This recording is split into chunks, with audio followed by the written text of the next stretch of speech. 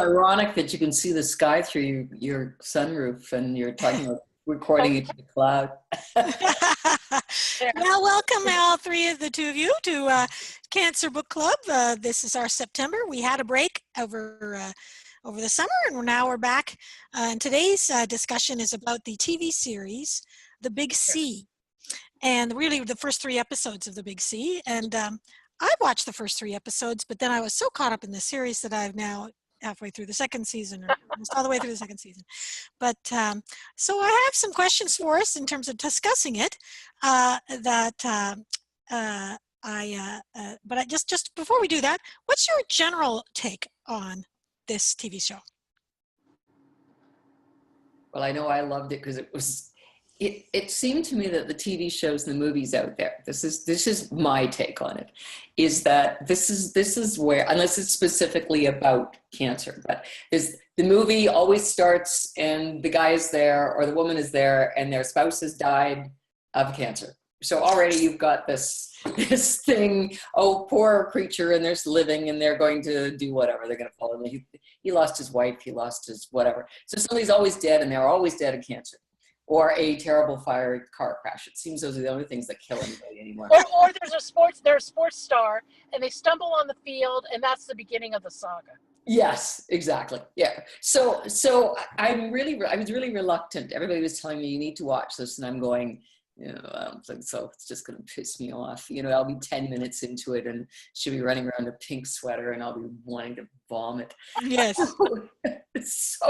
So what I liked about this, getting back to that, was it seemed like a very real series, like the things that she was going through and the ridiculousness of things that happen at times and the stupid things she does. I love it. I mean, I absolutely love it. And I remember her, and this might not be in the first 3 episodes, but one of them, her next door neighbor, is taking her to task because she's being a bitch. And she said, just because you have cancer, you don't get to be a bitch. And I thought, but that's kind of true, just because I don't get to behave in whatever fashion I feel like it. And yet she continues to go and do it. So it just seems so real. It just seemed real to me. Yeah. I liked it. And I liked the so-called ridiculousness of some of the things she did were really spot on. They're not that out there. Once you're going through this, oh man, you have a paradigm shift that people can't imagine. And I know it's not in the first 3 episodes, but Robin, you know what my favorite scene from this whole series is? Tell us. Okay. She has been accepted to a clinical trial, and she's stage 4. And she's in this clinical trial with another gentleman. And she has gone off to the jewelry store to pawn all of her jewelry to pay for all of her medical bills. So she has this wad of cash, and not in the best neighborhood.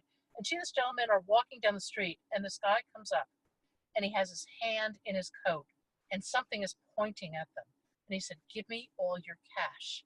And she looks at her friend, and she looks at the gentleman with the so-called gun, and they start laughing hysterically.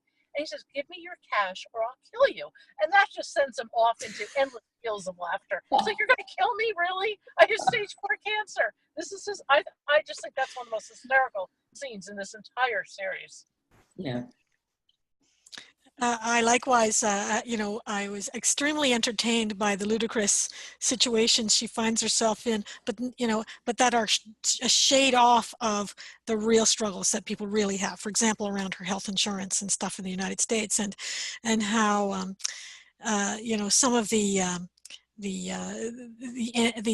wild and extravagant things that she chooses to do, like buy a sports car and things like that are listed like, she just decides to just plunge into her bucket list, and she's wildly swimming through the bucket list, and losing track entirely of what's happening, the impact of her behaviors on her family and so on, and yet who can blame her, sort of thing. So I just it's great to watch, and as I see, as the show continues, her there is a character arc where she develops, and she kind of gets, wait a second, I have to think about treatment. I have to think about a clinical trial. I have to sort of press on for reasons. And so she has real moments where she's trying to kind of convey the seriousness of her situation to other people. And they're like, can I get your engagement ring and your will?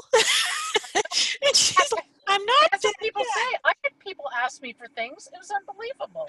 And these They people ask are you not for here things. supporting me anywhere along the way, but they were very happy to put in their dibs for my possessions. Isn't that? You know, You Oh, want to just laugh, and that's what you get to do with yes, this series. yes.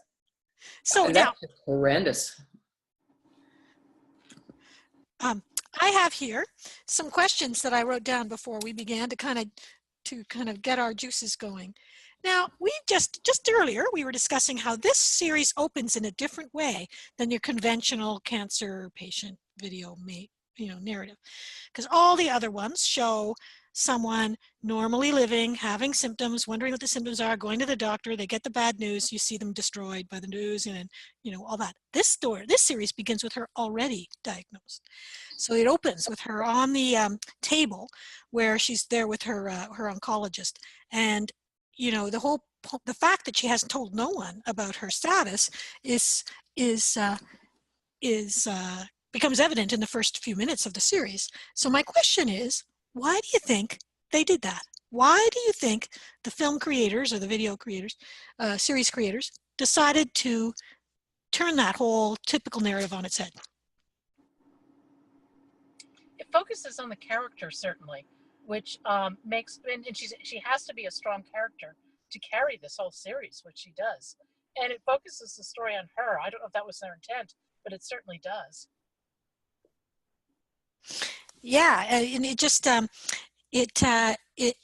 thought partly they did it maybe to just engage the the viewer. So the viewer's going, "What? She has this and she hasn't told anyone?" Like that right away is like, "What?" Yeah. That's so different from how the rest of us normally respond to these things, where we call everyone.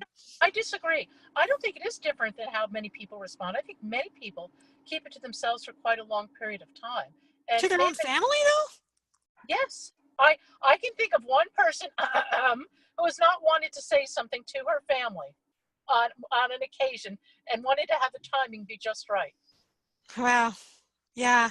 I've known people to like have the diagnosis and not share it with their children until a certain period, but to not share it with your spouse and your best friend and all, everyone else. It just seemed like what a thing to put on your shoulders, Laura Linney. That's a tough go.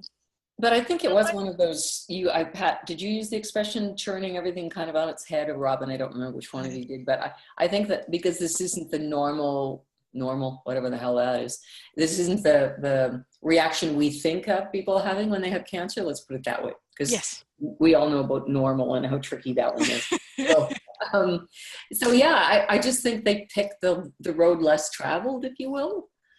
And maybe that was simply to engage people. It was like being dropped into somebody's life and it's going, and all of a sudden you're just sitting there watching and you're going, really?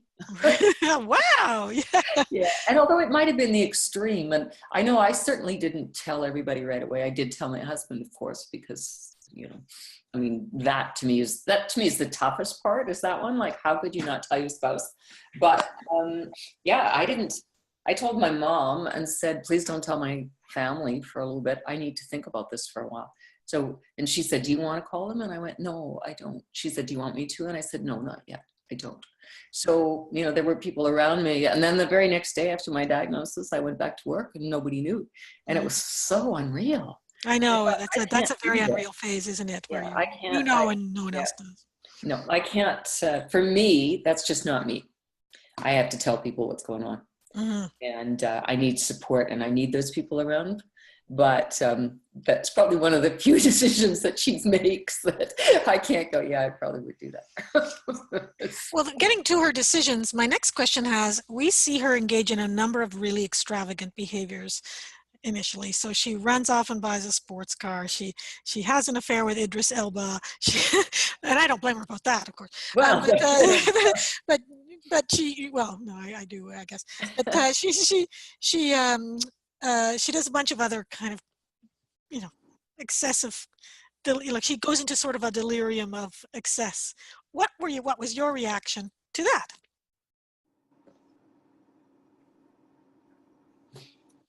Pat? you're talking to somebody who's on Cancer Road Trip. So, Yeah. I mean, Yeah. I'm hardly judgmental. Yeah. So tell us so you have a positive reaction to the like, let's fly and Well, be no, free. well, I kind of understand the urge to just say, I have had it. I have had enough.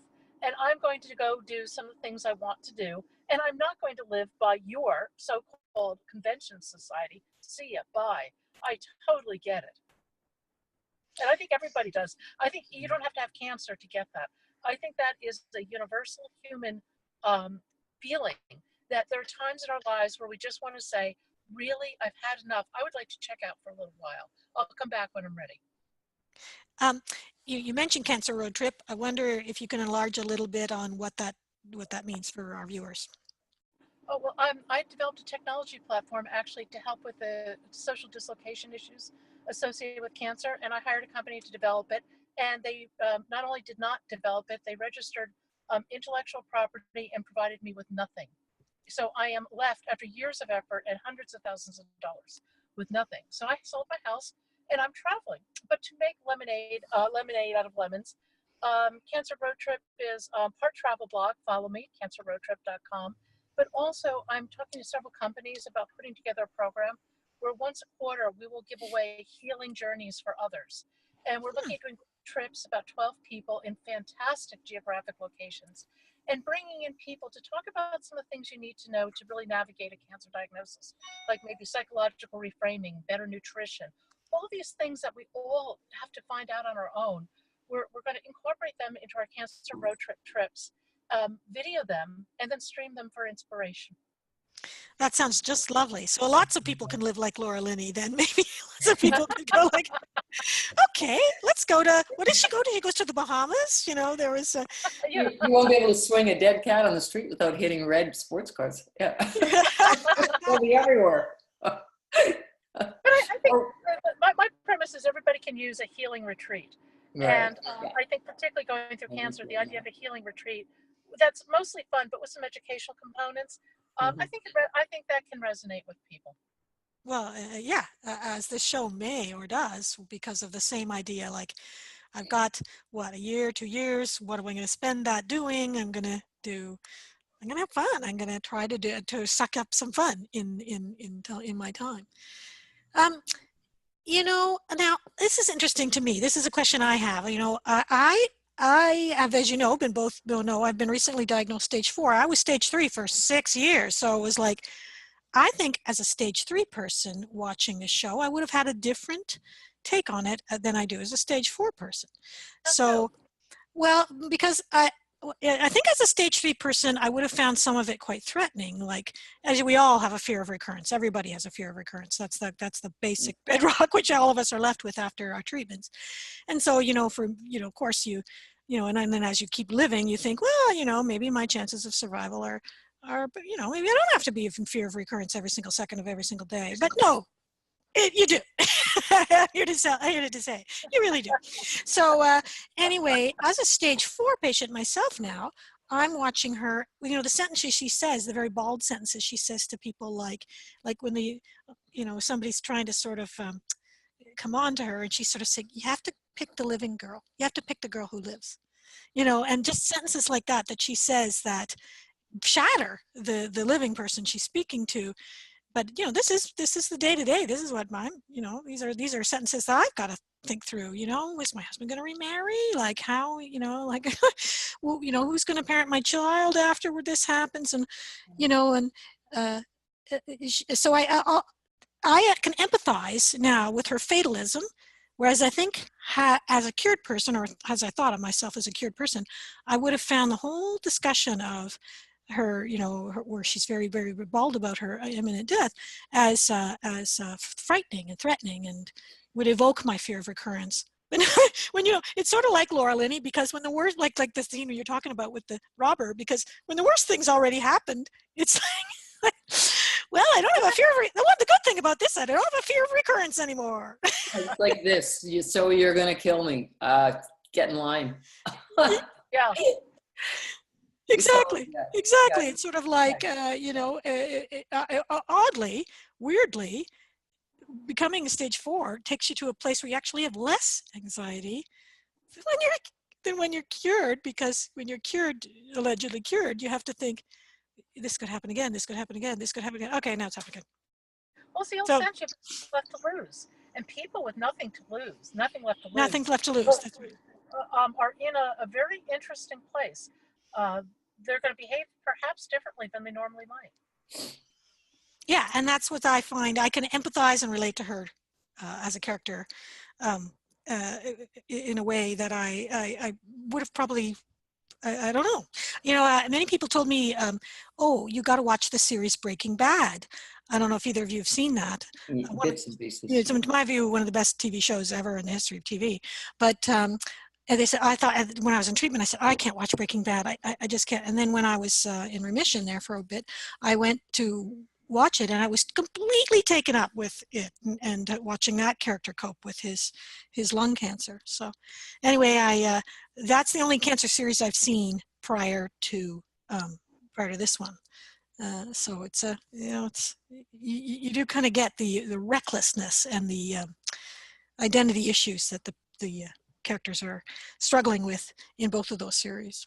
I think identity is really key there, because I know for myself, and it's still something that I struggle with, like having been diagnosed again, like, yeah, that fear of, okay, if it's happened twice, can it happen 3 times? I mean, so far, you got your fingers crossed, but there is this, like, who am I? You asked me earlier about fatigue problem. We were talking about that, and I said, maybe this is just my new normal. So trying to figure out what that new normal is going to be. And if I thought I only had 2 years to live that new normal, that would probably change it quite substantially. Mm-hmm. And I don't know. Like I said, I tend to be impulsive, so I got it. It's like, yeah, I could use one of those red sports cars. Who couldn't, right? Maybe you just go out and rent one for the day, though. You don't go buy one. So that I one of the things that I did, after I was watching the first episodes, I went out and I bought maple bacon. Maple bacon. Yes. I don't ever buy bacon. I never buy maple bacon. So I came home from the grocery store and I said, I've got maple bacon. And Andrew went, Laura Linney? Maple bacon. I don't know that's so out of character. Now I'm starting to do that's not my only extravagance, but it's like that's I'm starting to do out of character things too, but maybe not on the level of Laura Linney, but still, I get that. It's like, I'm gonna eat bacon now. I'm gonna eat bacon. If I can have bacon, I'm eating it. I think the question is it out of character, or is it truly in character? Yeah, exactly. Because if you have it in you to do that. Take all the social conventions, what is there, and what do you want to do? Yeah. I think that's that's a piece of the equation as well. I think that's a really good observation. It's just, is it out of character? I think we have this sort of hero, and I've talked about this before, right? This heroic myth of the noble cancer patient, and supporting everyone around them, and being these amazing people. And here it is, this woman's going out and buying herself a sports car because she wants one, and I mean, she's a loose cannon right now.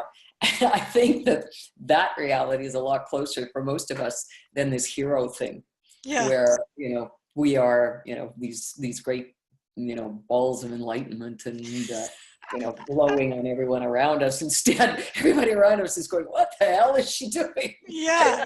It's right. It's not out of character. I think it's more normal, frankly, than this hero myth that we have. I also think it's part of a pendulum. And as you watch the series, it may not be in the first 3 episodes, but the pendulum swings back with Laura Linney, because then she takes that wonderful hot sports car with the stick she doesn't know how to drive, and she puts it into the storage unit and fills it with gifts for her son that will be on significant days for the rest of his life. Yeah. So while on the one hand, she went to kind of her extreme, she then found a way to integrate that back into her real life. I cried at that scene. The scene where the son goes to the storage unit and finds the card, finds all these gifts his mother is got for him for the rest of his life. And I remember, you know, it would actually, because of my rash, my chemotherapy rash, it actually hurts to cry. Like, you know, oh no, not crying. Oh God, that hurts. I gotta stop doing that. So, but that was a very moving scene when the son, who's been very, very cavalier about her illness, finally confronts what it really means in that storage unit. It's a powerful scene. I want to bring us to our next question. You know, Tina, you're raising this issue of realism. What is the realism of her case? Now, I haven't seen the whole series yet. No, But I one of haven't the seen things the that whole struck me, I was a little bit thrown that she seems so well. Like she seemed very well physically. So she's teaching and she's runs laps with the swim team and she does all these things. And I think, you know, really, she's got stage 4 melanoma. She should be a little. She's got lung lesions. Like she should be sicker than this. Like they're not really. Laura Linney looks perfectly wonderful and healthy. Even after at some point she goes to takes interleukin-2, which is which is a devastating therapy for people, and yet we see her a few weeks after her treatment. Her hair is fine, her face is fine, or you know, her energy is fine, and you just think, really, you know, you know, no, she's an actress and she's not meant to, but they didn't, to my mind, didn't really show the physical reality of an interleukin treatment, nor the reality of maybe they do later the hardship of stage 4 melanoma. So, and there's a scene later on that occurs later on in the series where she loses a fingernail. And she goes, oh, look, it's great. I've lost my fingernail because the treatments are working. And I remember, Tina, in your book, I remember that scene in your book where you're talking about the part where you were with the woman and you were showing her that you didn't have any fingernails. Remember that? And how she's going, is that going to happen to me? And you were like, I can't. It's a Laura Linney moment. Like, I can't answer that question. Also, to me, it was like, people lose their fingernails after they've lost their hair, after they've lost their eyebrows, eyelashes. People, when you come to the point of losing your fingernails, you are really, really, really sick. So in a way, I was, that's not representing the realism of fingernail. What happens, yeah. Yeah, maybe nobody would watch somebody lying around trying to watch. Realism won't sell. That type of realism won't sell. I think that they had to make a choice. And they had to making a choice to go after the social piece. They made a good Hollywood choice on that, you know? Yeah. Is it the real experience of cancer? No, not at all. But I think they did a good job of covering some of the more social human behavioral pieces that nobody ever talks about. Yeah. So, and I forgave them, of course. I said to Andrew, was watching this, and said, that's not how that would go. That's not what people look like after they've had interleukin-2. That's not going to, but there's, so there are, as with all TV, there's going to be moments of, come on, really? But suspend your disbelief. You have to suspend your disbelief, right? But I think Pat's point is perfect, that they eschew the physical, and move on to the social, psychological, intercharacter, the familial. They deal with a lot of those more poignant, more painful pieces. And so that was a question I had about if anybody else went, oh, come on, really? Yeah, I think I do that with most Hollywood stuff. We're looking at perfect people, right? It's no wonder we're all insecure, right? Because everything is done to make these people look absolutely fantastic, and that's not what we want. Yeah. The police detective is running down the street in her high heels with the, with her flowing down. Yeah. Let me know how your recovery from your 2 broken ankles go. People get over their gunshot wounds like that. Yeah, like nothing, or they get shot, or they get whatever, right? Yeah. Although, Robin, do you remember a little while ago, I think you tweeted one of the pictures from my book that had the high-heeled leopard? Yes. Okay. Yes. I don't know if you remember that, but somebody really took offense to me wearing high heels while I had cancer. Seriously, I didn't know. I didn't. You didn't see this? Oh, it was hilarious. So I had this. Tell us. I didn't want to get cranky, online, because it's there forever, right? Anyway, what she said was, those are the tackiest boots I've ever seen in my life, and no one with cancer would ever wear those because you'd break both your legs. And I thought, well, just wait a second. I went through all of my cancer treatments wearing those boots. Thank you very much. And I didn't break anything. And there was this whole conversation, and I was trying not to be snarky with her, but I finally just gave up. I thought, oh, this is ridiculous. But I think it's that expectation of what we are supposed to be doing. And maybe we're supposed to be sad and dress in black. And exactly. I've had somebody who knows I have a rare lymphoma that is hopefully manageable but not curable. I don't get a cure. That's all there is to it. Yeah. And there's no. And I've actually had somebody come up to me and say, "You don't have cancer." It's like, would you see my medical bills? Yeah. You know, what do you need in order to accept the veracity of my word, you know? Yeah, exactly. Yeah. And that's pretty much what she said, is she doubted whether I had cancer or not. I thought, oh man, first of all, that's just a troll, right? You can't. Yes. Oh yeah. So I just left it, but it kind of burned for a little while. I thought, oh, come on. But I think there is this strange expectation that people, I don't know what they think. I wonder if many viewers then of this show pushed back against Laura Linney because they would go, no, she's too happy. She's having happy moments. That's not allowed. You have to be. But we do have happy moments. You're supposed to. You should be seeking those life, right? Exactly. Life goes on. Life goes on no matter what is happening. Yeah. And I think I think that you can find flaws in this series, absolutely. Yeah. But overall, I thought it was absolutely hysterical. Yeah. I laughed my way through almost every episode, and I thought that they did an awfully good job of finding these really quirky, bizarre things that happen when you have cancer. And her character did such a great job of making it come alive. Now, I'm not sure that people out there are savvy enough to really understand that, maybe you should think a little bit about what you say to people, what you do. They don't, as we all know. But I think that I think that Laura Linney did a tremendous job with this. I really do. And she did win the Emmy, right, for her performance. I believe she did. Yeah. I just recently watched an episode, a season 2 episode, and I found it just fantastic. They really got pathos and humor mixed together in a perfect mix. And that's my favorite. I mean, I love that. It's the ultimate poignant moment. And what happens is it's sort of her crazy brother and her sort of crazy friend end up the friend gets pregnant from the brother, but she miscarries. So she decides to have a funeral for the fetus. And so they have this big funeral, but they've named the baby Kathy, whatever Tulpa, her name. So that, which is Laura Linney's name as character. So Laura Linney ends up, everybody reads the obituary and thinks, oh, Laura Linney died. I have to go to her funeral. So these people show up so she accidentally ends up attending her own funeral. And she's at it, and people are, oh my God, you're alive. Oh, I thought you were dead. I flew over from California to come to your funeral, and here you are alive. And sorry. So she is required to give a eulogy for this dead baby, and she gets up there and she gives this everybody has been sort of ridiculously comedic through the whole all this, way over the top in terms of ludicrous, until she gives this eulogy for this baby, and where she says, baby Kathy,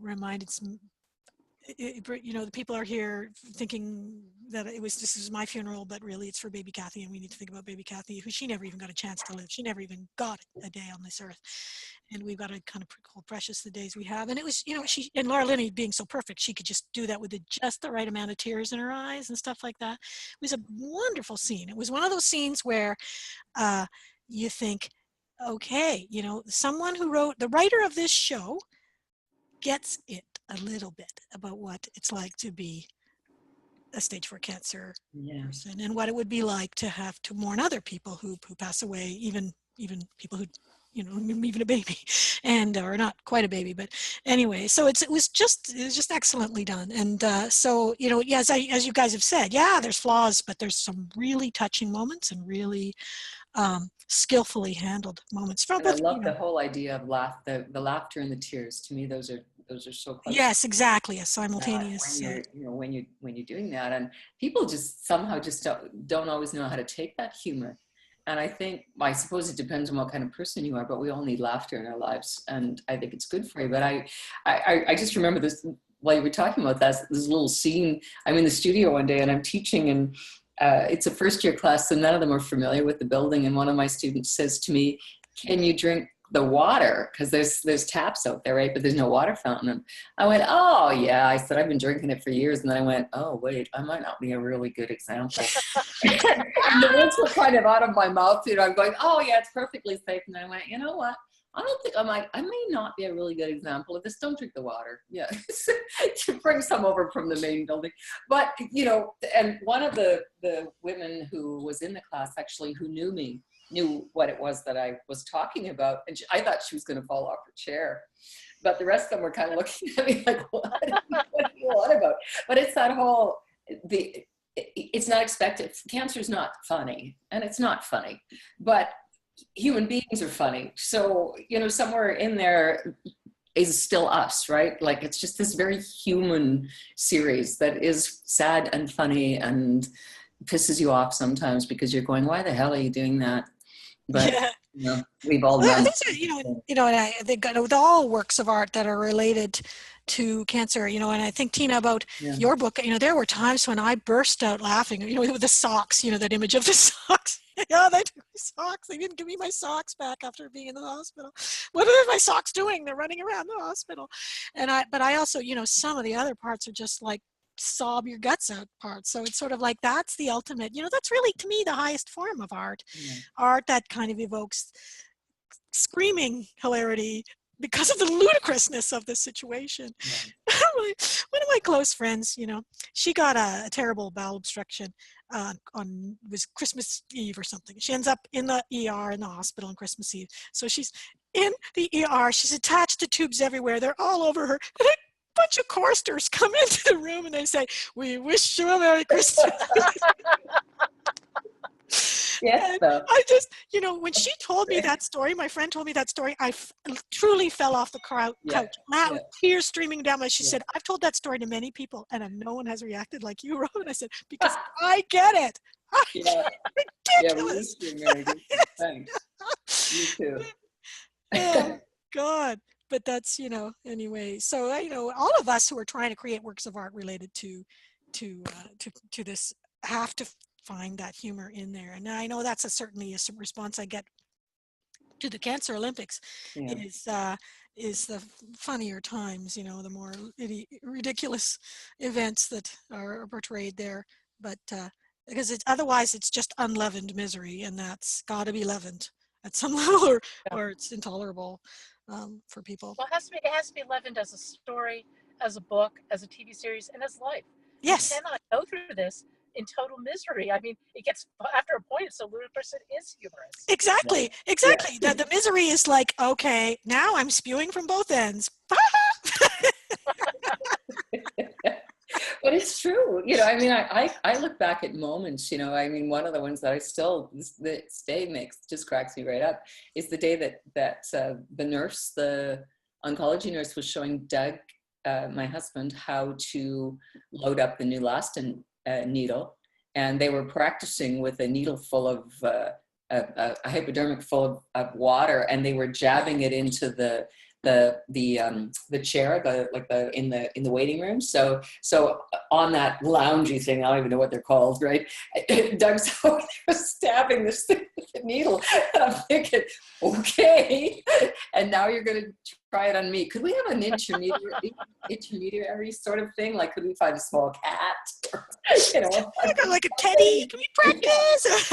Something that's not a chair, because honest to God, this is But seeing him do this, I'm thinking, you said the ludicrousness of him stabbing this chair with the needle to practice was just, I'm there and I'm practically in hysterics, and and so is Doug actually, and the oncology nurse is just staring at us both like we're nuts. But you get punch drunk after a point, right? A punch drunk with the horror of it. Yeah. We're having a moment too where, the nurse is telling me about this PICC line, and she's saying, all right, there's these 3 things you got to remember. You got to remember, you got to get the usage. You got to remember that you got to keep the valve open. You got to remember this other thing, that you can't have any kinks in the line. Can you guys come up with an acronym or some kind of way of remembering? And I said, we got to come up with an acronym. And Andrew goes, I know. Suck. We both dissolved in laughter. We're screaming with laughter, and the nurse is like, I know, just staring at you Really? like Yeah, but by then, another the head. day was so horrifying. I mean, they kept on telling you the most horrifying thing that is. We had someone whose face boiled off. We had someone whose teeth fell out. We had someone who, like, they're duty bound to tell you and someone developed the head of an Irish setter. Yeah, they really, humor is missing. And, I guess they have to be careful because some people would not think this is very funny and would be possibly offended if their caregiver were laughing about something. I don't know. I mean, Doug and I spent so much time laughing over, things that were absolutely ridiculous that I know at times they thought we were crazy. That, like, how can there be that much laughter? And we're just going, laugh or cry, right? Right, Laugh exactly. There's a point and where after a while, okay, this is beyond so horrible. Let's just it has entered into the realms of the ludicrous. Of the ludicrous, yeah, Yes. absolutely. Yes. No, but part of the realm of the ludicrous is the fact that the medical establishment doesn't even realize how bad it is. Yeah, that's true. Another scene that I loved, and I don't know if it was in the first three episodes or not, but when she finally does try to tell her brother, and she tells him that she has cancer, and then she says, I was kidding. Do you remember that? Yes, because he falls to his knees and you're the only human in my life. And he's totally broken. And she goes, oh, no, I didn't mean it. I didn't really, I retract that. I rescind that. But that moment, I remember watching her face and how she as an actress was conveying empathy for her brother, but also reserve for herself. And just like, I've got to carry this burden of this crazy brother. And, she just was so masterful the way she conducted that, but I just, I did actually watch an interview with Laura Linney where she was talking about her being in this role. She had a relative die of cancer over the course of the filming, and that sort of brought it home a bit more. But she was describing how challenging the role was because she's in every scene, and it's exhausting as an actress to do that. But also, she's just having to kind of capture the horror, the nuance, and I had someone act as me. I had someone did a little play about the Cancer Olympics, and they did it it's only a 2-minute reader's theater speaking, and so so they have two people. One is me newly diagnosed, and one is me 5 years later. So anyway, and then 5 years later, person has done all this stuff in cancer patient advocacy and stuff, and this person is horrified and thinks I'm totally doomed and freaking out. So the two characters speak to each other. So the future Robin talks to past Robin, and so that's what they have there. The actress, one of the actresses who's playing the first Robin, she came to me after having done that role, and she said, I could barely do it. I could hardly do it. Even pretending to be you at that moment of diagnosis was beyond my skills as an actress to manage the horror, that even because you have to kind of get in touch with the emotion in order to do the role. But she said even to touch it was just like mind bending. So I think Laura Linney, well, of course, Laura Linney's professional, paid a lot of money, but she did that for how many seasons? 4? Is it 4 seasons the show goes? 3 or 4. Anyway, it was something like that, yeah. Anyway, it's just so ordinary people who do not have cancer having to pretend that they think and feel like someone who does. It's for many, it's just beyond their imagination, and they can't even go there. Not even not a sausage. So, kudos to actresses who can pull it off, like Laura Linney did. And maybe that's what got us stuck in this whole pink fluffiness that we have too, is because people couldn't deal with it. So that's right. That's exactly right. Yeah. So I have never thought it was for us. I've always thought it was more for the people around us. The pink thing.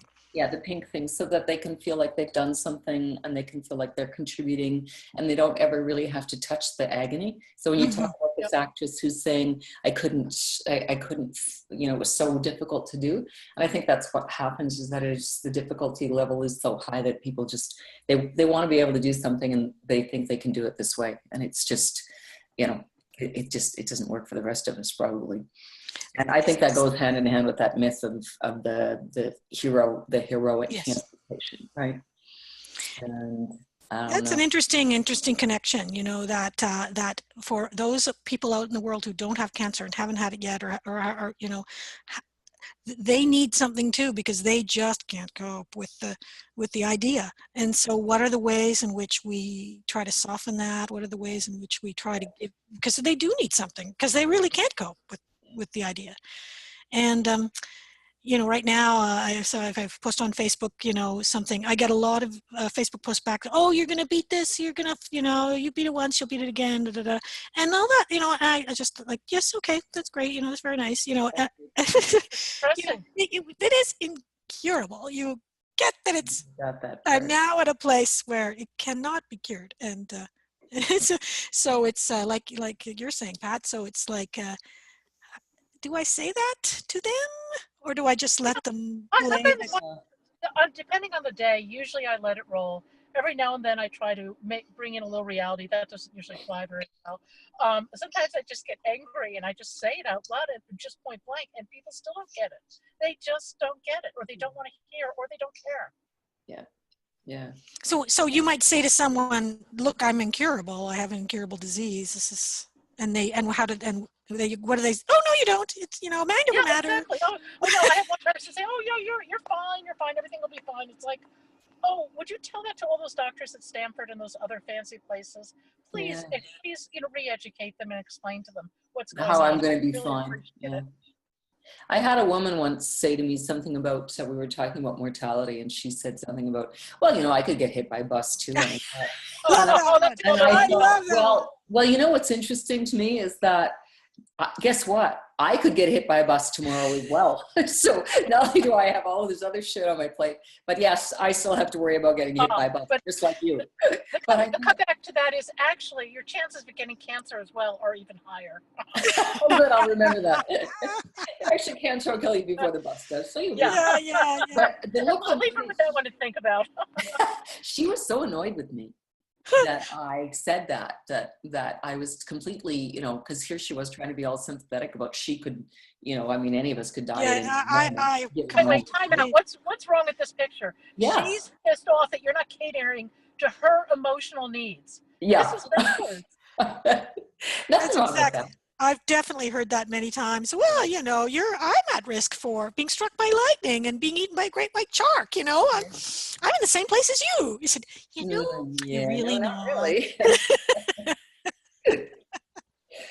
So it's I like we all die. That is the truth of it, and not but most of us live in ignorance of that reality, and that when those of us who kind of remind people of mortality walk around and talk, it's just too threatening, and there's a lot of pushback and smarm and stuff on that. But at another level, it's just like, what else are you going to say? What else are you going to do?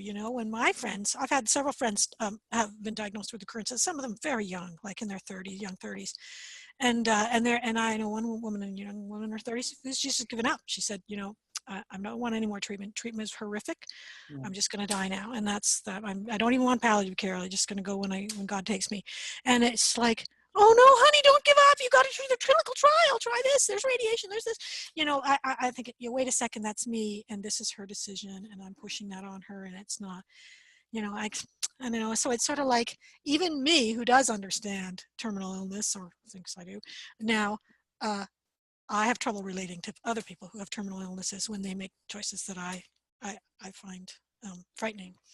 Well, I think it goes back to that whole thing where I said a long time ago that I feel like we're all being pushed into one chute, right? And you're supposed to have this reaction, and that's the reaction you're supposed to have. And I think that the reality is so much more complex than that. And different people, depending on how they were brought up and what their belief systems are and all of the things that have happened to them, they're all going to react slightly differently. So your, I'm going to do everything to keep standing attitude.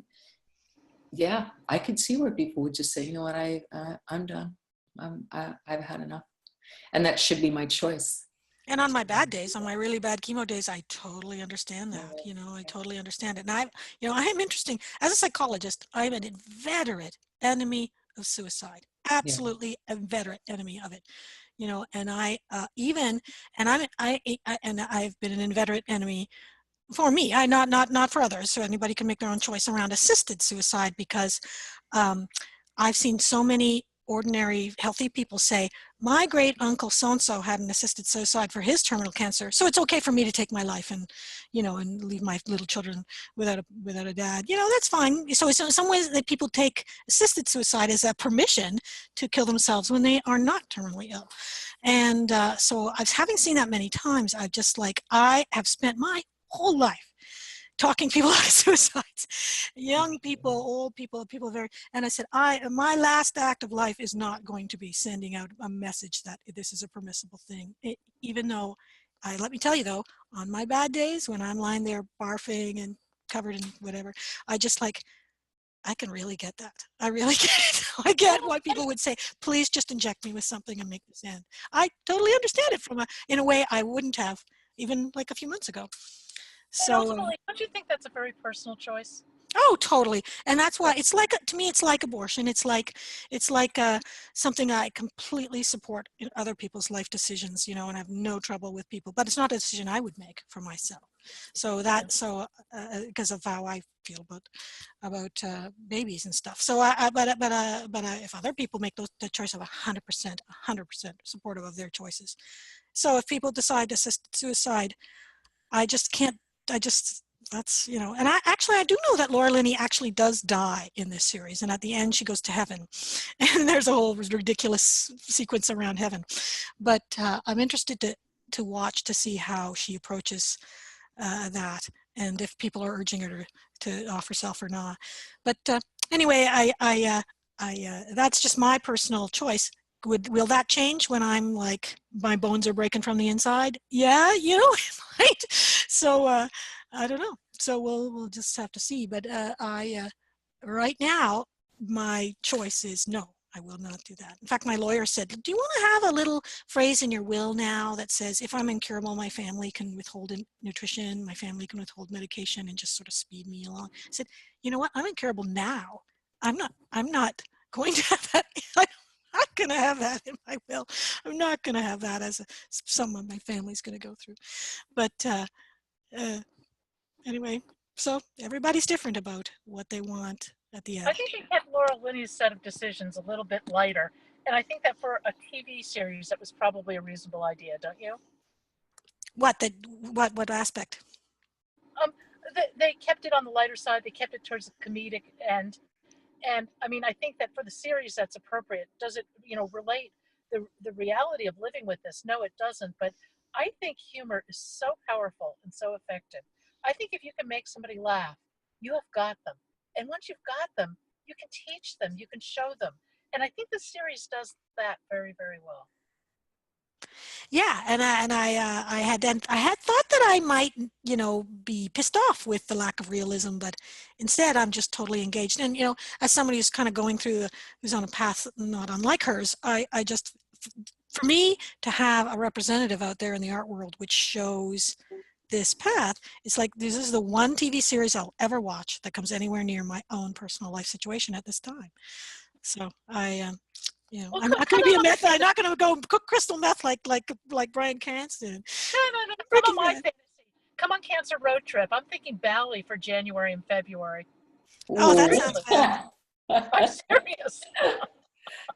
Yeah, can I bring 25 students with me because I gotta do something with them. But yeah, that would be amazing. But it was interesting, you said something about a retreat earlier, and when you were talking about the Cancer Road Trip, right? And yeah, I think you're right. I think that it's underestimated. But I think what happens for most of us, and I just had a very interesting conversation because I met with a new specialist on Friday, and she was telling me that she's very disillusioned with how much information is out there after diagnosis. And, you know, it's one thing to be living through what we have all had to go through with the active treatments and then, you know, recurrence and all of those things that may or may not happen. But to really think about, it's a bit like the medical profession just pushes you out. They just say, okay, you're NED and off you go. And I remember almost feeling like I was falling off a cliff. I Yeah, had that exactly. feeling Yeah. of a boom, that's it. Yeah. Yeah. So it's, so those retreat things, I think, great idea, but I think it's a money thing for a lot of us. We can't afford to do it. And No, I'm rounding up the companies. We're giving these away. yeah. This is a big raffle. We're giving them away. Oh, And the fantastic. idea is to not Yeah. only impact individual people and families with the Yeah. information they need to live healthier lives, but also by sharing that on the web, you know, we can share the ups and downs, the hopes, but most of all, share that quest for health that I think everybody wants. And there are no guarantees, but with education, you have opportunities. You can make choices. People really need education to understand why paying attention to your food sources matter, why you need to understand some psychological reframing techniques to put yourself in a better place, Yeah. why exercise really can be integrated into your life in a way that can work for you. I mean, all these, to really create a healthy life means you're creating a life that is totally out of sync with really the way most North Americans live. And you have to be brave enough to stop and say, I'm going to create a different type of life. And hopefully those near you are going to support you. Some won't. But I think that by making this type of process more public, involving people, I think that there's a chance for more people to get the message and for more people to be supportive of folks who try to make those changes. I mean, the fact that I hold up and meditate twice a day, many people think it's very odd, but for me, it's survival. Yeah. It's interesting what you're saying, Pat, about international travel as a therapeutic agent. You just got back.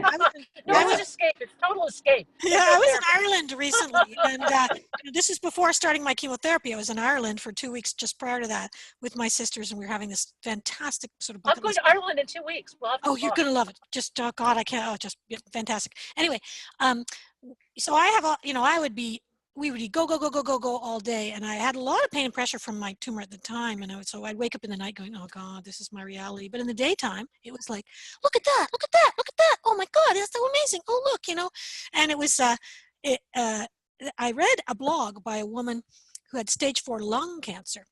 And she said she was given like 2 months to live. She's now 4 years on, but she's not Ned, but she's living her life. And she said, there's nothing like international travel to distract you from, because you have to be mindful. You have to oh God, I've never seen a palm tree like that. Oh, I've never seen a leprechaun like that.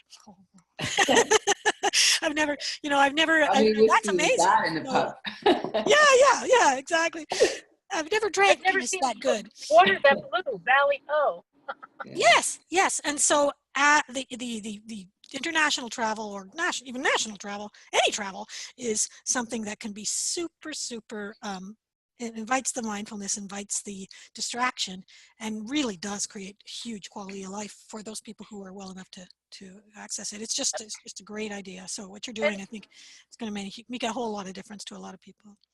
Thank you very much. I think that travel is the life force in a way, and to see something beautiful and wonderful and new and get to experience it, I think that's really special. And I think everybody should have some special moments in their lives. My poor family doctor, who's got this cancer treatment of his own, he's going through. He can maybe do 30 minutes a day, maybe walk outside for maybe 30 minutes. You can maybe do that. But he said even seeing, oh, there's a leaf I didn't see yesterday. Oh, look, the neighbor's got a garden is blooming.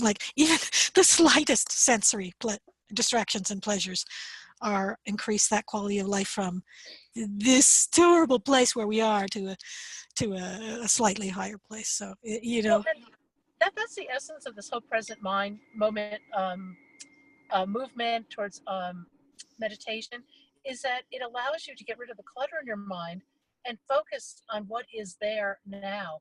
And That's right. It really extends time, if you will, extends the perception of time, because you're so focused and you're so there. And once you've experienced that, particularly on an ongoing basis, oh my gosh, how could you live without it? And that's one of the benefits of having a mindfulness practice, however you want to define that. It totally impacts your quality of life. Yes. I remember that from my first experience with cancer, really trying the mindfulness practice, and just everything was more sensory pleasurable. Even food, everything was better. So my problem now is that my exhaustion is so profound with this super duper staggering fatigue that I try and I just fall asleep. So I just can't kind of get my I meditation. don't know, even that I think is probably healthy. At least you're trying, and it's obviously, relaxing you enough that you Yeah. just go back to sleep. So I know that my psychologist said to me, because I have an anxiety app on my phone now, and I use it at night because I have trouble meditating because I'm so hyper. So so that really helps me because I can focus on something. Yeah, she gets there's a narrative to follow. Do that. Yes. So, but I said I keep falling asleep, and she said that's okay. She said you have trouble falling asleep. If that's what it's doing, then great. Like, it doesn't matter if you don't get through it. Don't worry about it. Stop worrying about it. So I thought, okay, stop worrying about it. I consider it a very successful meditation if I wake up an hour later. Good. I don't feel so bad now. I'm always feeling. You're not a Buddhist, I know, because Buddhists are really not about. Do not fall asleep during meditation. Oh, they're never taking me. Okay, are we done now? How about now? Have I meditated enough? Yeah, they'll have to hit you with their Zen sticks. Yeah, with my Zen stick, yeah, a few times. Hilarious. But yeah, it's there is something about that whole mindfulness, and all kidding aside, and I'm not great at it, but I'm better at it than I used to be, where I can just say, you know what, I'm just going to enjoy this. That sunset's gorgeous, and I'm going to sit here and I'm going to enjoy it. And just and let it just be part of you. Cancer has a way of focusing us on these little things that are really very extraordinary, and that's pretty cool, actually. And so I guess to wrap this up, I guess because we've now kind of come past our time now, that the Big C. I haven't finished it all, but I'm hoping that it does get into the psychology, her struggles psychologically with various things. But we've kind of touched on, it's got pathos, it's got humor, it's a lot of humor, it's got the characters are endearing and crazy, and that there's a lot of ways in which it resonates with the experience of real life cancer patients like ourselves. And a lot of ways, I'm sure that it educates and broadens the perspective and minds of people who don't have cancer, who will never have it, the 50% of the world who will never have it. They can maybe get a little window into how we live and how we go forward, and how they might best relate to us. How they, it's not a good idea to ask for our possession. Can you leave that for me in your will? I'm gonna get off this call and shake my head. Go, really? I mean, we tease my mother, but it really is teasing. We have a tablecloth that none of us want. So whoever she's annoyed with at the time, she just threatens to leave us that tablecloth. It is the ugliest thing I've ever seen in my entire life. So it's become a family joke. Right? Yeah. So we talk about leaving us the tablecloth a lot, but that's not the same thing. That's that weird humor that is my family. You're like, oh, how are you feeling, Mom? No, I don't want that tablecloth. Yeah. So I can't imagine saying in seriousness to anyone, oh, you're going to check out. Could I? Yeah. Could I have your because I really like it. I check it all the time. There was a great video done by the metastatic breast cancer community. Catherine O'Brien did it. It's on YouTube.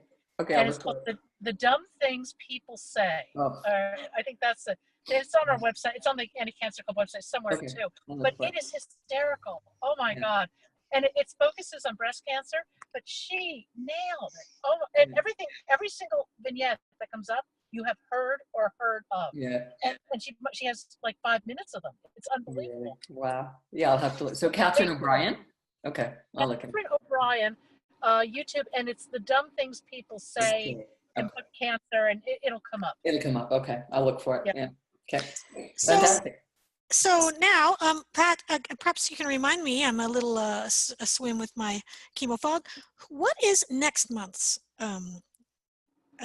Cancer Book Club topic? It's a poet, right? Is that correct? Is there Week of the Poet next week? It may be Charles Porter, I believe, is scheduled for October. And I just saw Charles actually down in Los Angeles yesterday. Charles is an amazing person, very interesting person. He was a football player at Duke that was scheduled to go to the NFL, had a back injury, and instead redirected his energies and had a very successful modeling and movie career. His list of movie credits in Hollywood are really significant. And he's in his mid-30s, and he was diagnosed with Hodgkin's lymphoma. He's been through a stem cell transplant and all sorts of things. And in going through this, he has written several books, and he's written poetry. And his poetry is really just jaw-dropping. It is so wonderful. And whether you have cancer or not, it is amazing. His writing is amazing. But if you have cancer, oh my God, you will laugh and weep and just hold this book to your heart, because it just expresses everything we've all felt. What is the title of his poetry book? Oh, now you're asking me something that I don't have on top of my head, because I'm sitting in my car in Arizona right now. Okay, well, in the next, we'll do that. We'll tweet that out. We'll make sure. So he's next. My understanding is that our November person is going to be a prostate cancer person, and he's written a book called "With the Snap of a Glove." Is our November person. I can't recall off my head who's December. Audrey Gaffney, I think. Wilta. She wrote a James Beard nominated cookbook. That's astonishing. And I believe she's our December guest, but I have to double check that. All right, that'll be super delightful. And so we'll in all of our dialogues, we're there's a number of I'm trying to read through the list of the books so that that various people have sent me, and I'll be in touch about all that. But right now we're all through to December. I might have a surgery in late November, and so hopefully by December I'll be out of hospital, but possibly not. So we'll work that out when the time comes. But anyway, this has been great. I had a wonderful time. This was a lovely, lovely, wonderful time I had in this discussion. It was I totally loved every second. It's always so good to see you. Just thanks for popping in today. Yeah. Well, it's wonderful to see both of you, and I love this series. So I think anybody who's ever either had cancer or had anyone in their lives who's had cancer, they should watch this. And I haven't seen the whole thing all the way through either. I kind of quit for a little while, and but now I'm inspired to watch the rest of it and find some time to do that. So wonderful to see you, and I eagerly await the next one. Very Thank good, you, everybody. Take Thank care. you. Okay, bye. Okay, record. Do you want to?